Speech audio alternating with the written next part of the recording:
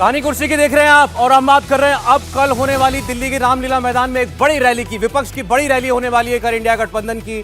और इसका जो सारा जिम्मा है दरअसल वो आम आदमी पार्टी ने उठा रखा है। आम आदमी पार्टी ने इस रैली की कॉल दी थी और इसमें मैं आपको बता दूं कौन कौन आ रहा है। सबसे पहले सबसे इंटरेस्टिंग बात, सुनीता केजरीवाल कल मंच पर होंगी।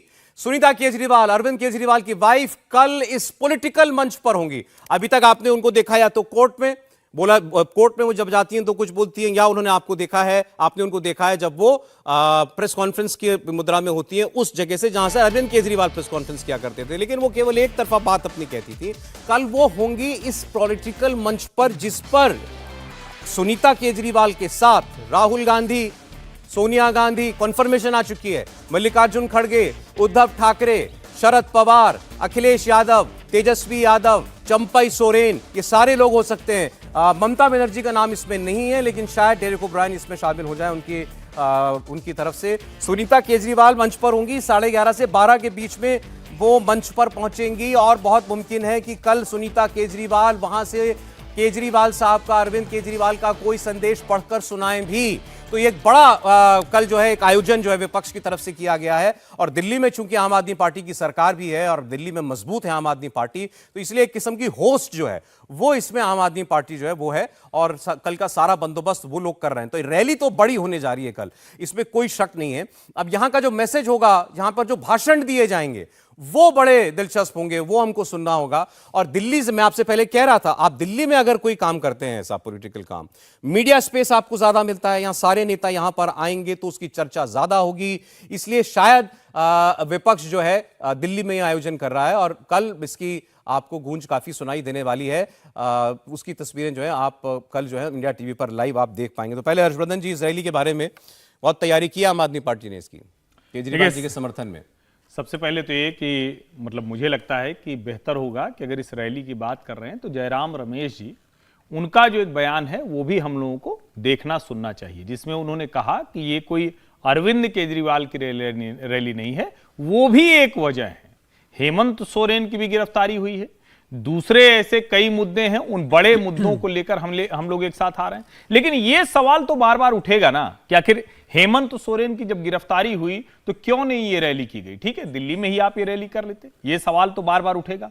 और अगर आज ये रैली अरविंद केजरीवाल की गिरफ्तारी पर करनी पड़ी है तो क्या जाने अनजाने ही सही विपक्षी एकता दिख रही है, वो सारी की सारी एकता अब अरविंद केजरीवाल के पीछे खड़ी हो गई है? क्या कल सुनीता केजरीवाल जी की राजनीतिक पारी का सार्वजनिक तौर पर, औपचारिक तौर पर शुरुआत का भी ऐलान हो जाएगा? ये 2-3 बड़े प्रश्न हैं जिसकी प्रतीक्षा होगी। और क्या राहुल गांधी यहां से उन बड़े मुद्दों की बात करेंगे जिसको लेकर विपक्ष बार बार कह रहा है कि हमारे ये साझा मुद्दे हैं, या फिर अपने वाले उसी ट्रैक पर वो जाएंगे जहां वो आप प्लीज जहां वो आरोप लगाते हैं, जहां वो बार बार ये कहते हैं कि नरेंद्र मोदी ने सबको बिल्कुल अंबानी अडानी को दे दिया है, सब देश की संस्थाएं हो गई हैं, किस ट्रैक पर वो बात करेंगे? ये भी तो आपने बड़ा सही सवाल उठा दिया कि ट्रैक क्या होगा कल की इस रैली का। अच्छा, आप बोल ही रहे थे भी कि जयराम रमेश का वो एक स्टेटमेंट है। मैं अभी टीवी पर तो एकदम से निकाल के दिखा नहीं पा रहा हूँ, फोन में मेरे पास है, सुनिएगा जरा जयराम रमेश क्या कह रहे हैं ना। मैं इसीलिए बार बार ये कह रहा हूँ क्योंकि आप ही लोग प्रचार करते हैं ना, तो इसीलिए मैं इसका बिल्कुल स्पष्ट कर देना चाहता हूं, इंडिया गठबंधन की रैली है, किसी एक व्यक्ति केंद्रित रैली नहीं है और इसमें सारे पार्टियां शामिल। इंडिया गठबंधन की रैली है, किसी एक व्यक्ति पर केंद्रित रैली नहीं है। और आम आदमी पार्टी कह रही है कि अरविंद केजरीवाल की गिरफ्तारी के खिलाफ हमने ये रैली बुलाई है। भाई कहीं तो मन मिला लीजिए, कहीं तो एक जगह तो एक सुर में बात कर लीजिए। अच्छा, क्या इसमें क्या, अगर जयराम रमेश ये भी कह देते कि नहीं केजरीवाल को गिरफ्तार किया, बड़ा बुरा किया, बोल ही रही है ना उनकी पार्टी, बिल्कुल, तो कह देते ये बात, तो इसमें क्या करे, मतलब संदेश के तौर पर एक अच्छी चीज चली जाती। अभी भी आप चुनाव के बीच में भी एक मत होकर बात नहीं कर पा रहे। देखिए, ये तो इंटरनल कॉन्ट्रडिक्शंस हैं इन पार्टीज का, क्योंकि पहले जैसे हम कई बार चर्चा कर चुके हैं कि एक ही वोट बैंक है जिसको आम आदमी पार्टी ले रहा है, उसी को कांग्रेस ले रही है। तो आम आदमी पार्टी अगर ज्यादा ले जाता है तो उनके लिए बड़ी प्रॉब्लम होती है, जैसे दिल्ली और पंजाब में हुआ है। तो दूसरा ये बात देखिए, इसको डिनाई नहीं किया जा सकता है कि वो माने या ना माने, लेकिन कहीं ना कहीं अरविंद केजरीवाल की गिरफ्तारी के बाद इन विपक्षी पार्टियों को ये जरूर लगा है कि वो जो एक मुद्दा उठाना चाह रहे थे कि जो केंद्र में सरकार है वो कहीं ना कहीं विपक्षी दलों को टारगेट कर रही है अपनी एजेंसियों के जरिए।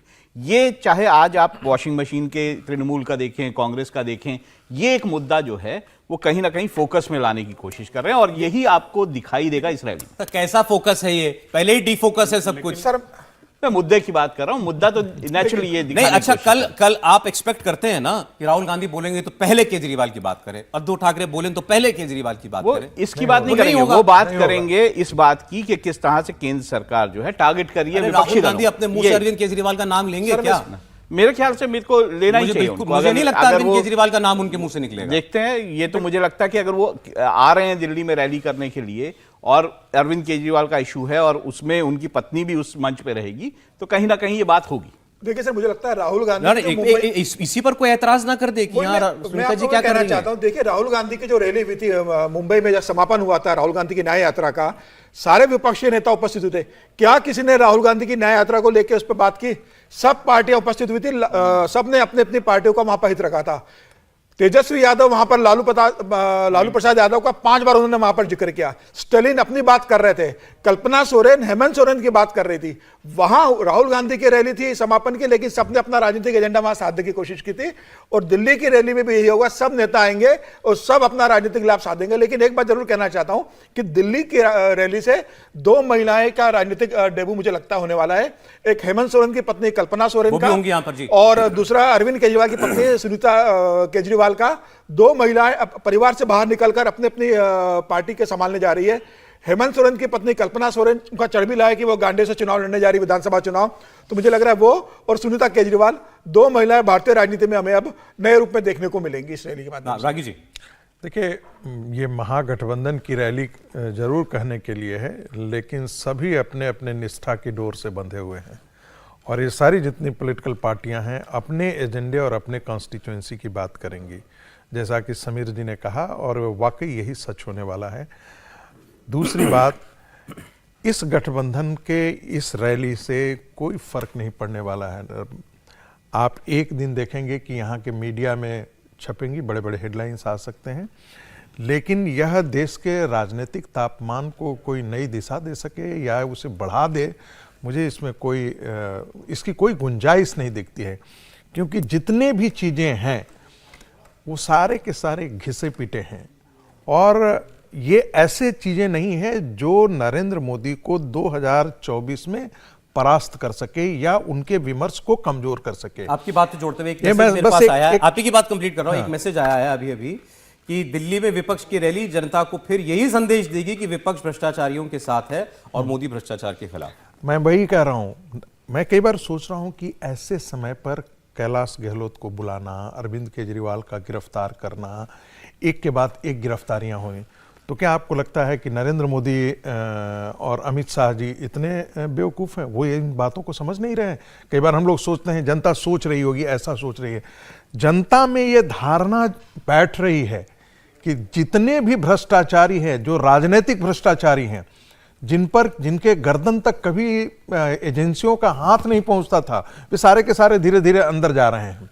पहले होता था कि कॉरपोरेट के खिलाफ आप कार्रवाई कर लेते थे, अपराधियों के खिलाफ कार्रवाई कर लेते थे, लेकिन राजनीतिक जो षड्यंत्र में शामिल है या राजनीतिक अपराधी हैं, बड़े बड़े अपराधी, उन पर शायद ही कभी एजेंसियां हाथ उन तक डाल पाती थी। ये पहली बार हो रहा है कि वो सब जा रहे हैं अंदर और निकल नहीं आ रहे हैं।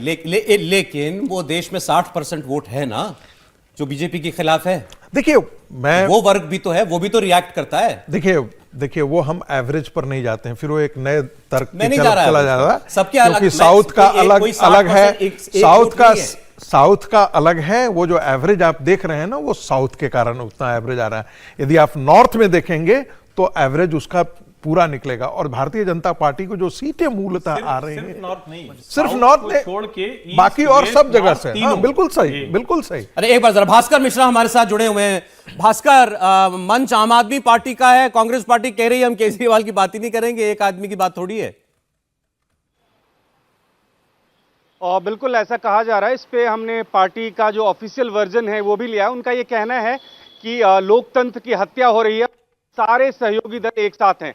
खुल के ना तो कांग्रेस ये कह पा रही है कि अरविंद केजरीवाल के लिए हम उस रैली में जा रहे हैं, ना ही आम आदमी पार्टी ये कह पा रही है कि ये सिर्फ और सिर्फ जो विपक्षी एकता है उसके लिए रैली की जा रही है। लेकिन इस बीच सौरभ एक खबर भी है हमारे पास जानकारी ये है कि कल 11:30 बजे से 12 बजे के बीच में अरविंद केजरीवाल की पत्नी सुनीता केजरीवाल रामलीला मैदान के मंच पे पहुंचेंगी, वहां पे वो मौजूद रहेंगी। तकरीबन 200 लोगों के सीटिंग का अरेंजमेंट किया जा रहा है उस मंच पे सुनीता केजरीवाल भी होंगी। कल हमने पार्टी के ऑफिशियल जितने भी लीडर्स जो बचे हैं जेल के बाहर, उनसे हमने सबसे पूछा था, किसी ने मना नहीं किया इस बात के लिए कि वो नहीं आएंगी, लेकिन ये जरूर कहा कि देखते हैं हम समय के बाद इसको तय करेंगे कि क्या करना है। नहीं, वो कोई स्पीच देंगी, वो कोई रिटर्न मैसेज पढ़ेंगी वहां जाकर के, मन से बोलेंगी? सौरभ, जो मेरी जानकारी है उसके मुताबिक उस मंच से भी अरविंद केजरीवाल का एक मैसेज प्ले किया जाएगा, वीडियो रिकॉर्डिंग प्ले किया जाएगा, ऐसी जानकारी मेरे पास है। आधिकारिक रूप से पार्टी ने नहीं कहा है। पार्टी से जुड़े हुए कुछ लोगों ने हमें यह बताया कि गिरफ्तारी से पहले कुछ वीडियो रिकॉर्ड्स हुए थे और वही वीडियो जो है वहां पे गिरफ्तारी से पहले प्ले किया जाएगा, जिसमें ये लगेगा कि अरविंद केजरीवाल जेल के अंदर से बोल रहे हैं। तो वो कोई वीडियो, जेल से तो कोई ऑडियो रिकॉर्ड करके, वीडियो रिकॉर्ड करके नहीं भेज सकते ना, ईडी कस्टडी से तो नहीं भेज सकते ना, वहां से तो नहीं भेज सकते, होगा जो होगा पुराना होगा। या तो पुराना वीडियो चलेगा जो भास्कर बता रहे हैं कि एक संदेश देने के लिए, दूसरा मुझे ज्यादा जो लगता है कि कल भी सुनीता केजरीवाल जी मंच से अरविंद केजरीवाल जी का संदेश पढ़कर सुनाएंगी और शायद उसी इंपैक्ट के लिए ये आम आदमी पार्टी की कोशिश होगी, क्योंकि अगर सुनीता केजरीवाल वो मैसेज पढ़कर सुनाएंगी तो ये सारे जितने नेता, भले ही एक एक पार्टी से 3-3 नेता मंच पर बैठे हैं। अच्छा, ये भी कमाल है, आप जब अगर इस तरह की गठजोड़ की रैली कर रहे हैं तो मैं सुन रहा हूं कि मंच पर 200 लोगों को बिठाया जाएगा। ठीक है, रामलीला मैदान का मंच बहुत बड़ा है, लेकिन फिर भी 200 लोगों का जब मंच लगेगा तो वो तो फिर क्लासरूम की ही तरह लगेगा। अच्छा होता कि हर पार्टी के प्रमुख को बिठाया जाता और आप अपनी स्ट्रेंथ दिखाते, वो लोग सामने बैठते। तो ये भी एक होड़ है। तो मुझे लगता है कि कल सुनीता केजरीवाल का दिन होगा। अब सवाल यह है कि कल्पना सोरेन भी कोई बड़ी तैयारी करके आई हो, कुछ उनके भी मन में हो, और विशेष करके जिस तरह का कांग्रेस और झारखंड मुक्ति मोर्चा का वहां रिश्ता रहा है, जिस तरह से लालू जी प्ले करते हैं, उसमें वो लोग क्या तैयारी करके आ रहे हैं। और समीर जी ने बहुत अच्छा ध्यान दिलाया, मुझे भी वो, क्योंकि भारत जोड़ो न्याय यात्रा का पूरा वीडियो हमने भी सुना, उसमें सचमुच हर आदमी आ रहा था और अपनी वाली एक बात करके निकल जा रहा था। कोई, जिसको कहते हैं ना, लिंकेज नहीं था, कोई तार जुड़ा हुआ नहीं था।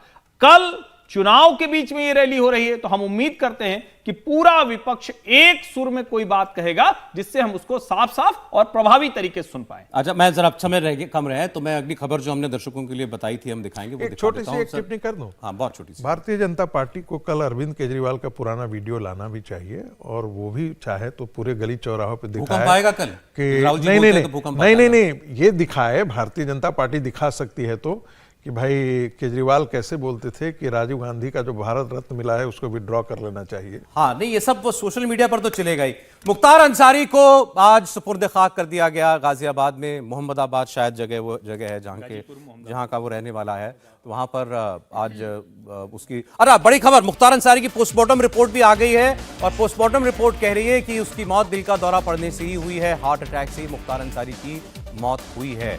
वो जितने लोग कल से कह रहे हैं आय तौबा मची हुई है, जहर दे दिया, जिम्मेदारी सरकार की है, योगी सरकार है, के निशाने पर एक ही मजहब के जो हैं वो लोग क्यों हैं, किसी का इनकाउंटर और किसी को जहर और किसी को इलाज ना देना, वो ये रिपोर्ट देख लें। दिल का दौरा पड़ने से ही मुख्तार अंसारी की मौत हुई थी। मैं आपको दिखा रहा था तस्वीरें, उसके जो जनाजे की तस्वीरें, वो भी जरा एक बार आप दिखा दीजिए। ये देखिए भीड़, ये भीड़ उमड़ी मुख्तार अंसारी के लिए। तो अब हमने कल भी बात की थी, मुख्तार अंसारी को कैसे याद, क्या लेगेसी है मुख्तार अंसारी की, जो सेना की चुराई हुई एलएमजी खरीदना चाहता था, जो AK-47 रखता था, जो 400 गोलियां चलवा करके एक एमएलए को खत्म कर देता था, वो है ना, वही है मुख्तार अंसारी। उसी का जनाजा है जो इस वक्त आप देख रहे हैं। नहीं, मुझे लगता है कि इसमें बहुत आश्चर्य नहीं है, अब तो ये सोचने की बात है। बड़ा अच्छा हुआ कि अब दूसरी ऐसी कोई हम रैली जैसी कहते हैं नहीं देखते हैं, जैसी बुरहान वानी के समय में देखी, जैसा मुंबई में याकूब मेनन के जनाजे में देखी।